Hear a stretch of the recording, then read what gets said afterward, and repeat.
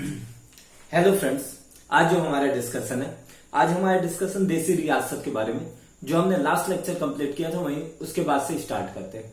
आज जो हम डिस्कस करेंगे वो बीकानेर के बारे में डिस्कस करेंगे कि भाई बीकानेर का किस प्रकार से भारतीय संघ में या कि भारत में विलय हुआ, किस प्रकार से भारत में उसका मर्जर हुआ, उसको लेकर डिस्कशन करते हैं। बीकानेर जो रियासत है वो उन रियासतों में से एक था जो सबसे पहले सरदार पटेल के पक्ष में आए थे, जो सरदार वल्लभ भाई पटेल के पक्ष में आए थे, यानी भारतीय संघ में उनका सबसे पहले विलय होने में से एक थे रियासतों में। बीकानेर के जो दीवान थे वो थे के.एम. पर्णिकर। बीकानेर के दीवान का नाम था के.एम. पर्णिकर। ये जो थे इतिहास के व्याख्याता थे, यानी ये बहुत ज्यादा इतिहासकार थे, यानी बड़े इतिहासकार थे। के.एम. पर्णिकर ने बहुत जल्दी ये चीज को भांप लिया था, यानी दूसरों की तुलना में बहुत जल्दी इस चीज को समझ लिया था कि एशिया के इतिहास से, जो एशिया का इतिहास है, एशिया के इतिहास से वास्को डी गामा युग का समाप्त होने वाला है। यानी एशिया के इतिहास से वास्को डी गामा युग अब समाप्त होने वाला है। वास्को डी गामा युग से यहाँ क्या मतलब? वास्को डी गामा युग से मतलब ये है, क्योंकि वास्को डी गामा युग था जो यूरोप से सबसे पहले भारत में आया था, पोर्तुगीज नागरिक था, जो 17 मई 1694 में भारत आया था व्यापार करने, ट्रेड करने, और उसके बाद ही फिर जितनी भी यूरोपीय कंपनी थी भारत में आना शुरू हुई थी। लाइक पोर्तुगीज आई, फिर डच आई, फिर डेनिश आई, फ्रांसीसी आई, इंग्लैंड आई, तो ये सारी कंपनी अलग अलग आई थी। लेकिन जो शुरुआत की थी वो वास्को डी गामा ने की थी। तो वास्को डी गामा के बाद अब जितने भी, यानी अब वास्को डी गामा युग का जो होने वाला था, अंत होने वाला था। क्यों होने वाला था? एशिया से। क्योंकि अगर देखा जाए तो भारत से निकलने वाले 3 देश थे। लाइक अगर अभी अपन देखें तो भारत हो गया, भारत से निकलने वाला पाकिस्तान और पाकिस्तान से निकलने वाले बांग्लादेश था। अगर म्यांमार की बात किया जाए तो बर्मा उस टाइम पे नाम था, और बर्मा को वैसे भी भारत आजादी देने वाला था, तो बर्मा भी आजाद हो जाता है। 1948 में श्रीलंका भी आजाद हो रहा था। तो एक तरीके से जो साउथ एशिया था, साउथ ईस्ट एशिया, वो आजाद होने वाला था। तो अगर यहाँ पे देखें तो अब यहाँ से वास्को डी गामा युग का अंत होने वाला था, और इस चीज को के.एम. पर्णिकर बहुत अच्छे से समझते थे दूसरों की तुलना में। इसके अलावा वो ये भी समझते थे जो भारतीय राष्ट्रवाद है अब उसे कोई नहीं रोक सकता, यानी भारतीय राष्ट्रवाद का जो प्रवाह उसे कोई नहीं रोक सकता। कि अब हम ये नहीं कोशिश कर सकते कि जो हमारे यहाँ जो रहने वाले प्रजा है या कि हमारे यहाँ रहने वाली जो जनता है वो अब भारतीय संघ में ना मिले, क्योंकि अब वो भारतीय संघ में मिलकर रहेगी। अब उन्हें भी रिप्रेजेंटेटिव चाहिए उनके, जो उनके बीच से ही कोई आए। उन्हें भी राइट चाहिए, उन्हें भी राइट टू फ्रीडम चाहिए, उन्हें भी वोट देने का अधिकार चाहिए। और इस आधार पर वो अब जो उनके अंदर जो राष्ट्रवाद की भावना थी, आप उसे कोई नहीं रोक सकता था। ये चीज के.एम. पर्णिकर जानते थे। अब के.एम. पर्णिकर का कहना था कि अगर जो ये भारतीय राष्ट्रवाद से अगर कोई तालमेल नहीं बिठाता, अगर उनके साथ सहयोग नहीं करता है, तो वो इतिहास के बियाबान में खो जाएगा, वो कहीं भी नहीं रहेगा। के.एम. पर्णिकर की बात किया जाए तो ये अप्रैल 1947 यानी अप्रैल 1947 में इन्होंने अलग अलग रियासतों से, विभिन्न रियासतों से अपील की कि वे संविधान सभा में शामिल हो जाए, संविधान सभा में शामिल हो और संविधान बनाने के लिए अपना योगदान दे, अपना कंट्रीब्यूशन दे, और अपनी जनता के लिए, अपनी प्रजा के लिए जो उनके रियासत में है, आप उनके लिए काम करें, उनके हिसाब से आप संविधान बनाइए। अगर आप ऐसा करते हैं तो ये एक साफ क्लियर कर देना होगा कि जो रियासतें हैं, जो रजवाड़े हैं, वो न केवल अपने राज्य और अपनी मातृभूमि से प्रेम करते हैं, बल्कि वो भारत माता के भी सच्चे सुपुत्र हैं। तो ये के.एम. पर्णिकर का कहना था। हालांकि बीकानेर से पहले बड़ौदा जो रियासत था वो भारतीय संघ में मिल गया था। संविधान सभा में शामिल होने वाले जो बीकानेर से पहले ही बड़ौदा संविधान सभा में शामिल हो गए थे। ये फरवरी 1947 से संविधान सभा में शामिल हो गए थे। इसके बावजूद जो बीकानेर था, बीकानेर की जो अपील थी, जो बीकानेर और के.एम. पर्णिकर ने अपील की थी, उसके आधार पर बहुत सारी रियासतें भारतीय संघ में मिलने के लिए तैयार हो गई। उनका कहना था कि हम भारतीय संघ में मिलने के लिए तैयार हैं। अगर इसके अलावा अगर और हम देखें इसमें, जो बीकानेर और ये के.एम. पर्णिकर चाहते थे, बीकानेर और के.एम. पर्णिकर जो थे वो उस परंपरा को आगे बढ़ा रहे थे, यानी वो राजपूत राजाओं की उस परंपरा का नेतृत्व कर रहे थे, जिसके आधार पर जो राजपूत राजा हैं वो लगातार, यानी कई वर्षों से वो क्या कर रहे थे, दिल्ली की सत्ता की अधीनता स्वीकार करते थे। अगर बात की जाए चाहे मुगल रहे, मुगलों के टाइम पे भी उन्होंने दिल्ली की सत्ता की अधीनता स्वीकार की, या कि फिर उसके बाद अंग्रेज आए तो भी उन्होंने अधीनता स्वीकार की। अब चाहे इसके बाद जो अभी वर्तमान में कोई पंडित आने वाला था, लाइक अगर देश के जो प्रधानमंत्री थे वो पंडित जवाहरलाल नेहरू बनने वाले थे, तो इस आधार पर के.एम. पणिकर का कहना था कि अच्छा कोई पंडित ही अगर दिल्ली की सत्ता में आएगा हम उसकी भी अधीनता स्वीकार करेंगे। अब वो कांग्रेस के साथ तालमेल बिठाने के लिए तैयार थे। उनका कहना था कि अब हम कांग्रेस के साथ तालमेल बिठा लेंगे, हमें कोई प्रॉब्लम नहीं है। और इस आधार पर फिर उन्होंने काम किया और उनके निगाह में ये सही भी था। अधिकांश जो रियासतें थी वो भारतीय संघ के साथ मिलना चाहती थी। उसका कारण था एक्चुअली रियासतों की जो सीमा थी वो पाकिस्तान से लगती थी। रियासतों की सीमा पाकिस्तान से लगती, राजपूत राजाओं की अधिकांश। चूंकि राजपूत राजाओं की अगर बात किया जाए तो पास्ट में मुस्लिम आक्रमणकारियों ने बहुत ज्यादा राजपूत राजाओं के ऊपर आक्रमण किया था, तो एक उन्हें यह भी भय सता रहा था कि अगर वो आजाद रहें तो मुस्लिम आक्रमणकारी उनके ऊपर फिर से आक्रमण कर सकते हैं, उनकी जो स्वाधीनता है उसे छीन सकते हैं, उनके इंटरेस्ट को खत्म कर सकते हैं, उनकी जो इंटरनल सिक्योरिटी उसको समाप्त कर सकते हैं, उनकी सॉवरेन कंट्री जो बनने की चाहत है उसे खत्म कर सकते हैं। तो उनके लिए एक आजाद देश बनना तो पॉसिबल ही नहीं है। और पाकिस्तान के साथ शामिल होने का तो कोई सवाल ही नहीं उठता, क्योंकि मोहम्मद अली जिन्ना जो थे वो द्विराष्ट्रवाद के सिद्धांत के थे। उन्होंने बोला था कि भाई हिंदुओं के लिए अलग देश होना चाहिए, मुस्लिमों के लिए अलग देश होना चाहिए, यानी द्विराष्ट्रवाद के सिद्धांत की बात कर रहे थे। अब चूंकि हिंदुओं के लिए तो हिंदुस्तान है और मुस्लिमों के लिए पाकिस्तान है, और जो राजपूत हैं या कि जो रियासतें हैं वो अधिकांशतः हिंदू थी, तो अगर पाकिस्तान में शामिल होती और पाकिस्तान उसे किस तरीके से मोहम्मद अली जिन्ना उसको किस प्रकार से एक्सेप्ट करते, क्योंकि ये तो उनके द्विराष्ट्रवाद के सिद्धांत के भी खिलाफ था, क्योंकि जो देश उन्होंने बनाया था उससे मुस्लिमों के लिए बनाया था। और इसके अलावा उन्हें यह लग रहा था कि अगर हम भारतीय संघ के साथ मिलते तो हमें फायदा है, क्योंकि हमारी सिक्योरिटी भी बची रहेगी, और ऊपर से भारतीय संघ क्या हिंदुओं के लिए बनाया गया है, तो उस आधार पर हम भारतीय संघ के साथ मिल सकते हैं। लेकिन जो अधिकांशक जो रियासतें थी जो मध्यवर्ती थी और कुछ जो सुदूरवर्ती मतलब जो साउथ में थी, साउथ के दक्षिण में थी, साउथ के कोने में थी, तो वो जो रियासतें वो सोच रही थी कि अब अगर अंग्रेज यहां से भारत से चले जाते हैं तो दिल्ली की सत्ता इतने लोगों पर अपना प्रभाव नहीं बना पाएगी, यानी इतने बड़े क्षेत्र पर अपना प्रभाव नहीं बना पाएगी। तो क्यों ना ऐसा किया जाए कि भाई दिल्ली की सत्ता से हम आजाद हो जाए और एक अलग स्वतंत्र राष्ट्र बना ले।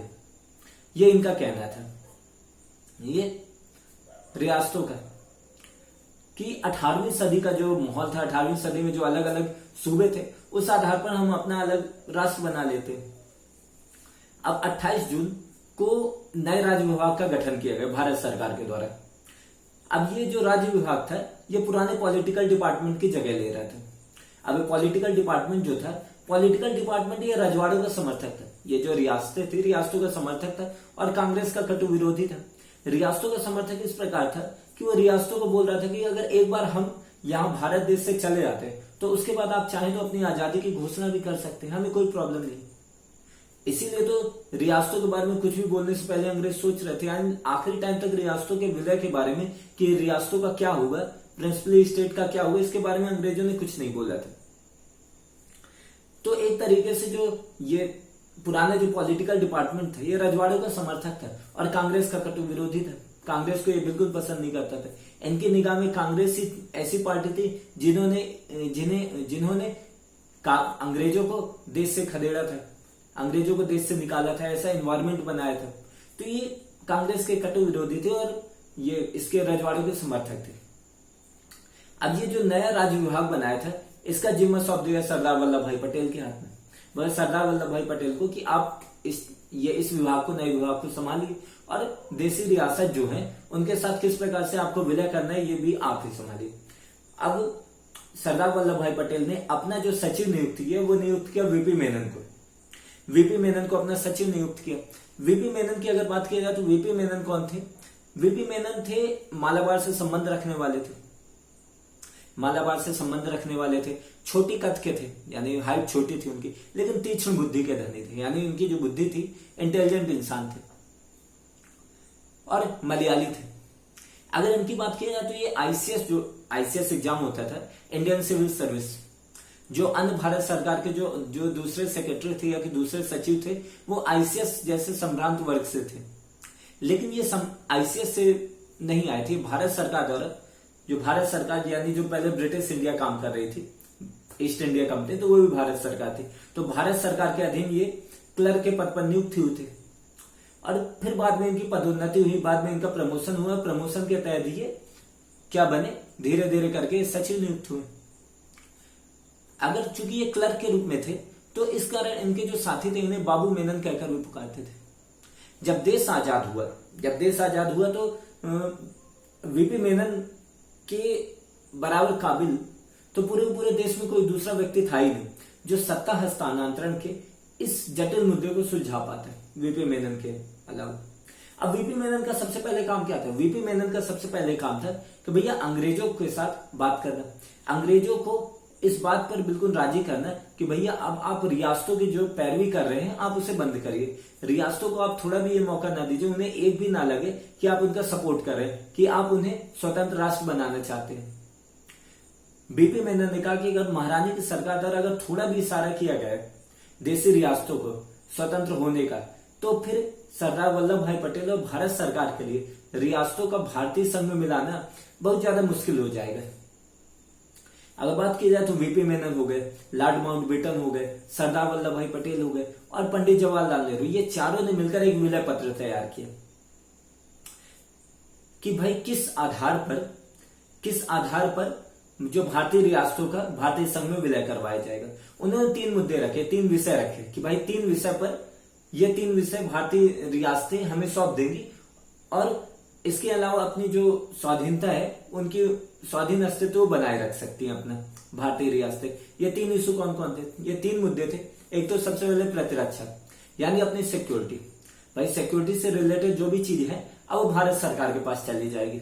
दूसरा इन्होंने बोला कि विदेशी मुद्दे, जो विदेशी रिश्ते, अब रियासतें जो हैं वो किसी भी देश के साथ अपने विदेशी रिश्ते नहीं बना सकती, अब वो भारत सरकार के हाथ में चले जाएंगे। इसके अलावा संचार, कम्युनिकेशन भी बहुत ज्यादा इंपॉर्टेंट था। तो ये एक तीसरा ये मुद्दा था कि ये 3 विषय भारतीय जो रियासतें हैं भारत को सौंप दे और उसके अलावा वो विलय कर ले, भारत में वो विलय कर ले और जो उनके जो दूसरे अधिकार हैं उसको स्वतंत्र वो बनाए रख सकते हैं। वहां पर वो हम किसी प्रकार का हस्तक्षेप, किसी प्रकार का इंटरपिटेट नहीं करेंगे, वहां पर इंटरफेयर नहीं करेंगे, उनका कहना था। तो फिर उसके बाद ये 3 मुद्दे हो गए थे। अब जो वीपी मेनन थे, वीपी मेनन की इंपॉर्टेंस क्यों थी? वीपी मेनन की इंपॉर्टेंस इसलिए भी थी क्योंकि ये जो पुराने इनके जो आका थे, पुराने आका कौन थे? Lord Mountbatten. और अब जो नए आका कौन थे? सरदार वल्लभ भाई पटेल। ये दोनों के बीच में अच्छी खासी मीडिएशन भी ये कर सकते थे, अच्छा खासी मध्यस्थता भी कर सकते थे, मीडिएटर का काम कर सकते थे कि अगर दोनों के बीच में किसी प्रकार का अगर कुछ भी समस्या होती तो वो वीपी मेनन उसे सुलझा सकते थे। इसलिए इनकी और ज्यादा इंपॉर्टेंस हो गई थी। फिर उसके बाद जब ये तीनों विलय हो गए, फिर अब उस टाइम के बाद सरदार वल्लभ भाई पटेल और पंडित जवाहरलाल नेहरू ये दोनों लॉर्ड माउंटबेटन के पास पहुंचे और ये लॉर्ड माउंटबेटन के साथ इनका ये कहना था कि भैया देश आजाद हो गए, देश के आजाद होने के बाद जो उसके सामने सबसे जटिल मुद्दा है, जो सबसे जटिल इशू है, वो कौन सा है? रियासतों का विलय। कि भाई भारतीय रियासतों का देश में किस प्रकार से विलय कराया जाए, इसको लेकर आप हमारी मदद किस प्रकार से कर सकते हैं, आप बताइए। तब लॉर्ड माउंटबेटन ने कहा कि ये जो देशी रियासतों का जो इशू है उसे मैं अपनी प्राथमिकता में रखूंगा, आपको कोई टेंशन लेने की जरूरत नहीं है।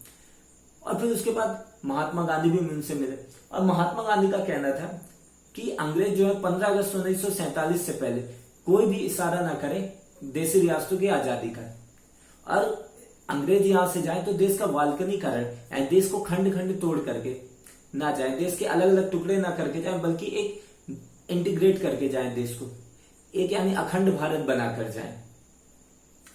अब लॉर्ड माउंटबेटन से ये जो कांग्रेस की त्रिमूर्ति थी, कांग्रेस की त्रिमूर्ति मतलब पंडित जवाहरलाल नेहरू, सरदार वल्लभ भाई पटेल और महात्मा गांधी, ये त्रिमूर्ति थी।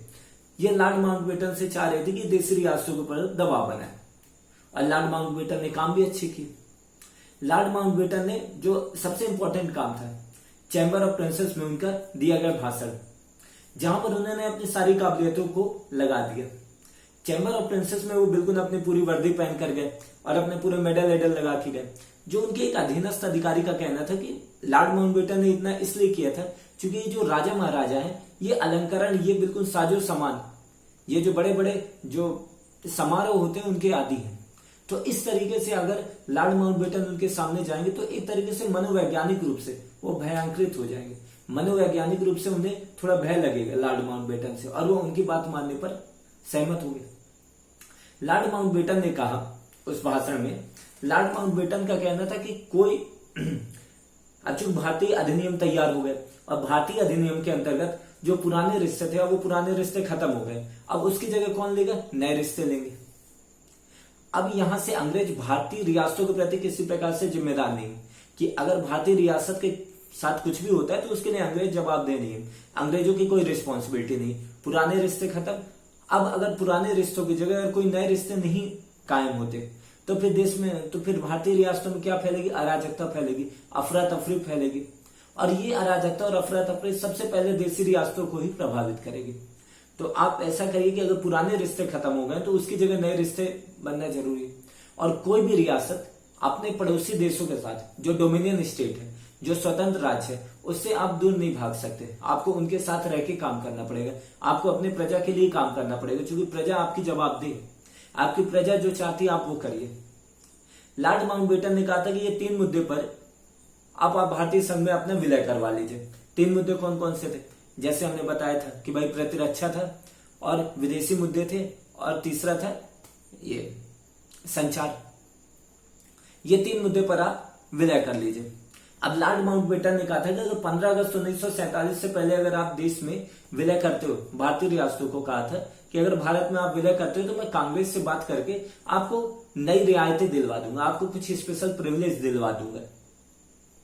अब इसका प्रभाव पड़ा कि 15 अगस्त 1947 से पहले बहुत सारी रियासतें भारतीय संघ में मिलने के लिए तैयार हो गई। अधिकांश रियासतें, कुछ कुछ ही रियासतें थी जिनके बारे में हम डिस्कस करेंगे कि जो इशू पैदा कर रही थी, लेकिन अधिकांश रियासतें भारतीय संघ में मिल गई।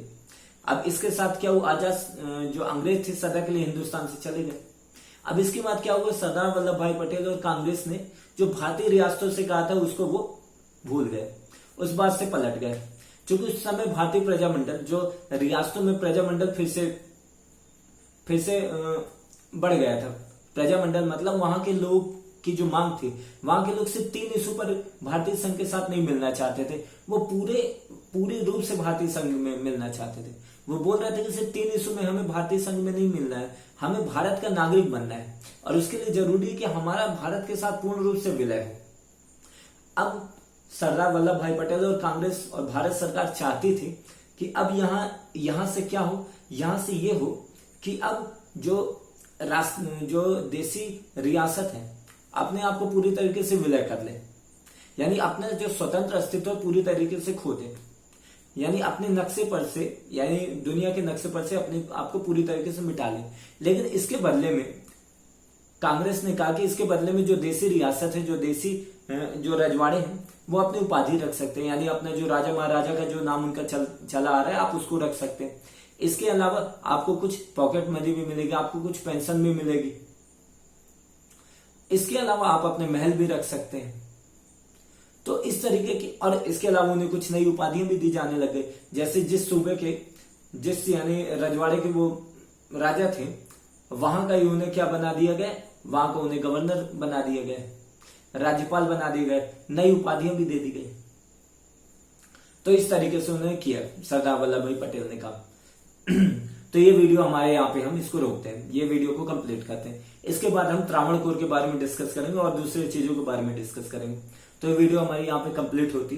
अगर आप ये फेसबुक में देख रहे हैं देन लाइक करिए, शेयर करिए, एंड अगर आप यूट्यूब में देख रहे हैं देन सब्सक्राइब करिए, लाइक करिए, शेयर करिए, कॉमेंट करिए। So thank you very much for this discussion.